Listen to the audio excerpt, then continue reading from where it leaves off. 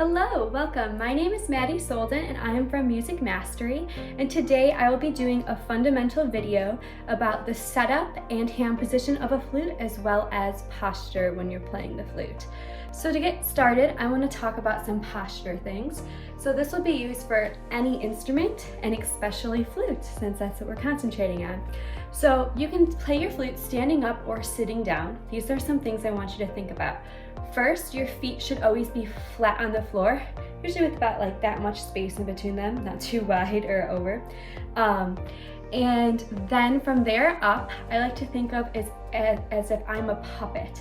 So if I'm a puppet on a string and it's relaxed, I'll probably be hanging over, everything's loose. And as soon as I pull that string, it's going to tighten everything up and straighten everything up. So that means your upper chest will be lined up with your hips, and then your shoulders should be rolled out. So if your shoulders are like this, that's not good.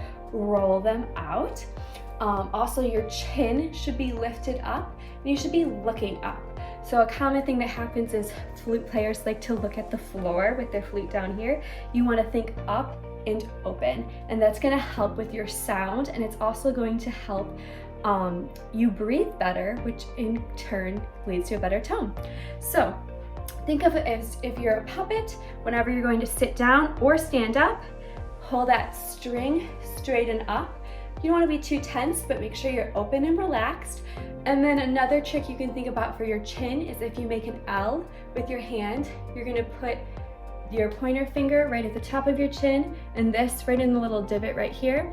And that's where your chin should rest to make sure you're not looking at the floor there. So those are all some things to think about. If you were doing this standing up like I am, then you would simply sit down and everything from the top up would stay the same. So that is some posture things to think about. Let's talk about setting up your flute. So your flute probably has some sort of case that it comes in. Always make sure you're opening your flute with the smaller part of the case facing up and the larger part down, or if you can see the little buckles here, those are on the bottom. Never open it upside down. And I also like to open mine on some sort of flat surface instead of my lap, just in case it rolls. So I'm going to put this down real quick. The first part I'm going to grab is my head joint. I usually do the head joint and the body first. So this is your head joint and your body of your flute.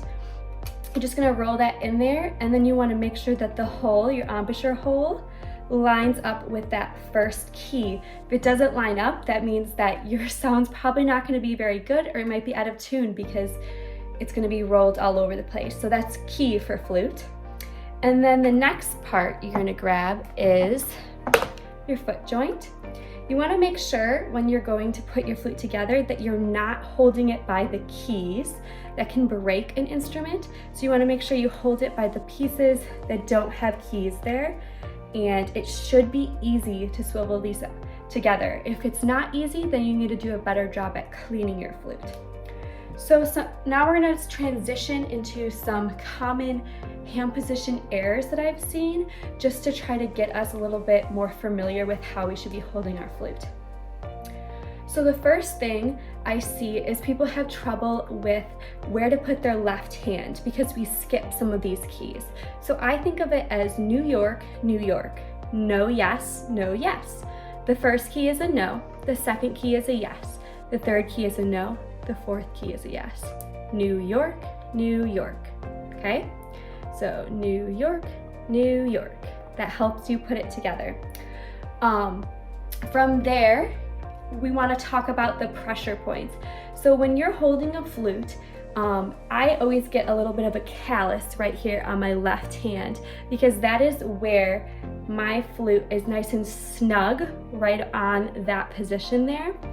But I also want you to think about is your mouth here should have the most amount of pressure. If I'm holding my flute, let me move over, I should be able to really lift this hand up because I have this hand is anchoring my flute to me. If I were to put it out and push it towards me, it anchors it to me there.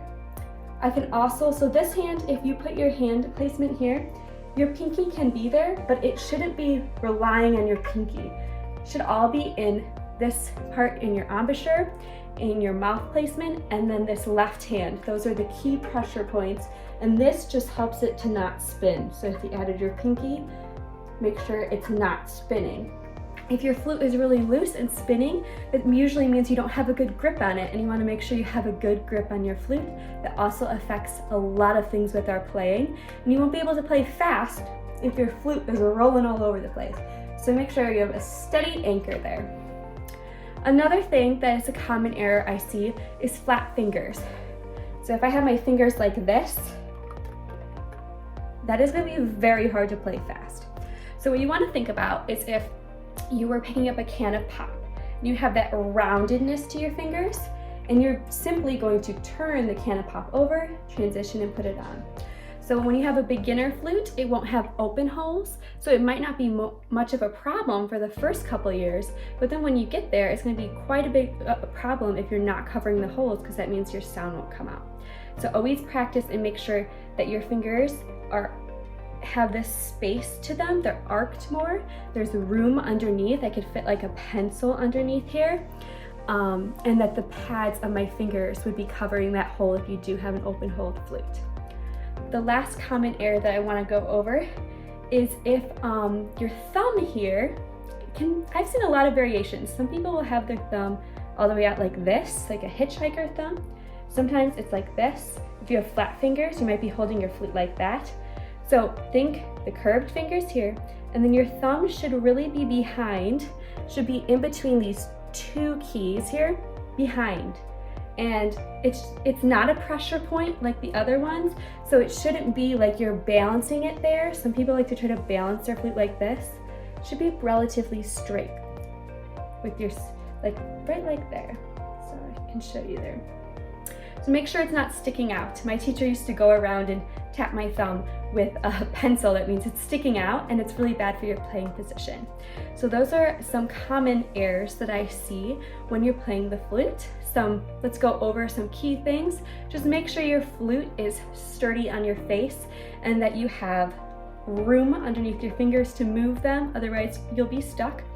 Make sure your thumb's in the correct place, and remember those pressure points. You have a pressure point here and this first spot here, and then this hand, you should be able to lift your flute up. If I had it here, it's really going to keep it nice and sturdy and make sure it's not rolling. So those are some things to check. So overall, we've talked about posture. We talked about a little bit of some of the errors of instrument setup. And the last thing I want to go is if we're taking our flute apart and cleaning it, what that procedure looks like. So you can start with your foot joint or your head joint, depending on what you want. I usually start with my foot joint. Now just take this off. I'm going to set it down in my case for a minute. So I have two suggestions. You can either, your flute probably comes with one of these, cleaning rod here. You can get a cloth, and then you would simply thread this through, and you want to make sure you roll it nice so then it doesn't get stuck. So you can thread this through your flute on both ends. If I took the head joint off, I could do the other end. I also suggest this is a flute flag. It's basically like a pre-wrapped one, so then it's easier to, you can quickly swab out your flute. But you want to make sure you're always swabbing out your flute. Get all that spit out when you're done, and then wipe off the body of your flute and make sure that you're not ripping the keys when you're taking it off. So those are all of my tips and tricks for today. Just remember to think of our posture, remember to do those little checks on our instrument to make sure we're holding it correctly, and all of that will help create good fundamentals. So thank you so much for listening today. If you liked this video and you wanted to hear more, or if it's helpful for you, please keep enjoying these videos. Make sure to encourage other members in your ensemble to join MusicMastery.band so everyone has a section to learn.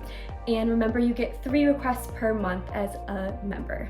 We look forward to helping you master your next piece. Thank you.